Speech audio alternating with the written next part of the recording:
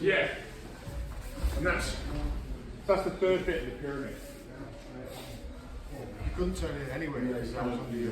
Yeah.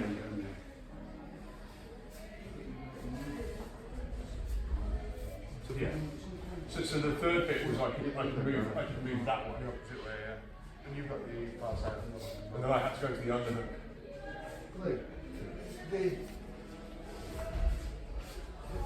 position where you're opening there between the balls, Yeah. that's probably better. No, putting this together. Probably better than that. Yes, I agree. I completely. Yeah, I've said that in some of the sessions before this today. Yeah, without question. It's safer, harder to get. Yeah. When that's like that. Yeah. You see that regardless of position as well, if you're in full main pocket. Well, if you look at what makes Dan very hard to roll with him as a white belt, is that he never gets his position. Right. So he'll let you mount him, and you mount, and then he comes up hot.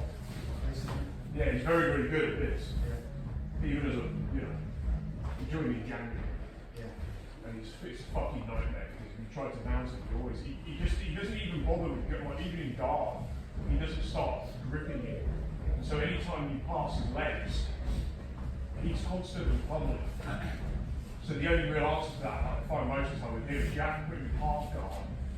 So you go half guard on the top because he keeps pummeling his legs on his arms on his balls. So you go half guard, which kills the leg pummel because you have one of his legs trapped. And then you trap his leg and try to underhook him, which is the opposite of what we're doing here, which is you try and wrap his head to underhook him, or you underhook to wrap, you underhook in order to wrap their head. So something on this, so a really basic configuration here, which I think starts to make the point of what it is we're trying to do.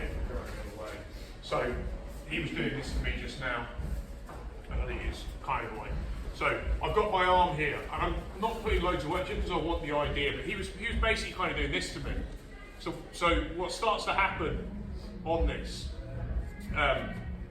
is this. He can't really turn that shoulder into, if there's any connection here, like I could put all my weight in it, right? But try to turn your shoulder that way.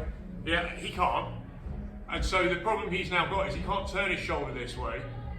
And if he tries to go with his hips and try and turn it while keeping his head there, go on, turn into me. Try and turn it to me without, try and turn it to me from the hips, if you know what I mean. Yeah, that opens. So the thing that's open here, actually, the real bit of opening in anything where I'm configuring my hands like this, is going to be the back door. So what he's actually got to do is close this space and make this the full, and he comes out the back. That's going to be that direction of escape. I've only got two arms, so I can only cover 2 points. I can stop him turning. So there's almost always an open shoulder. You can't go in on the inside with that arm in there without opening it up. Yeah. And I think these are like chess openings.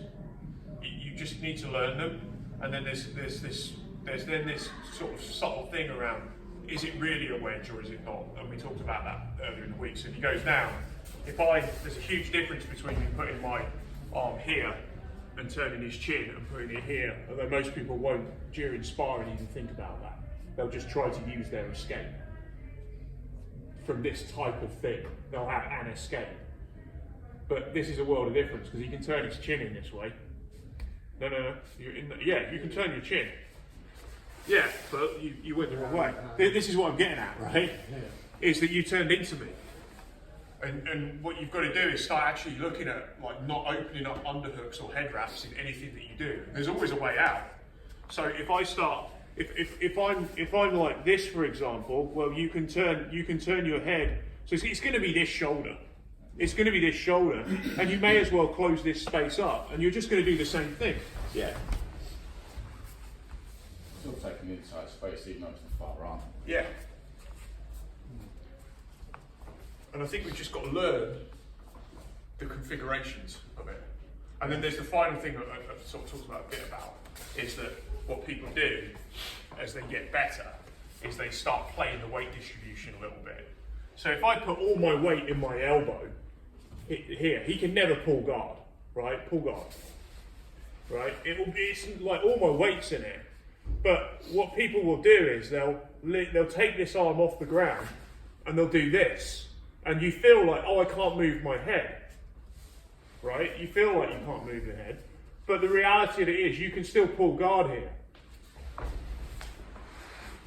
Because my arm has no weight in it. So that's the bit that the chest isn't. The chest doesn't have the pieces are on the 2D on the board, and you're playing there. But what he doesn't have is the third dimension of the weight coming from above. That's the 3D. Taking it, you know, be a third axis on the game, rather than the two where we're sort of playing there. So you've got to feel that, because you can con people that way. They feel like they can't move. You switch your weight back, and from the bottom you've got to be able to feel that as well. Like actually, he's got his arm here, but there's no weight in it. He's just dangling his elbow. Being in a position to know as well where the weight is. And Yeah. you think, right, he's there, so I can go that way. It's just learning that, innit? Yeah. Like you say, the Yeah. different ways. And if you just try to escape, all that you're doing is basically throwing money on. You know, I always like horses that are 11-1. Yeah. Right? It's nothing to do with anything. It's numerology. You just Yeah. throw a thing at a problem. And, oh, I hope it works, or it doesn't work. Oh fuck, he's good. It's like no, Really strong. yeah, he's really good. He's a beast. He's a beast. Keep giving him your neck. So yeah, just get a new pile. We'll just work it again.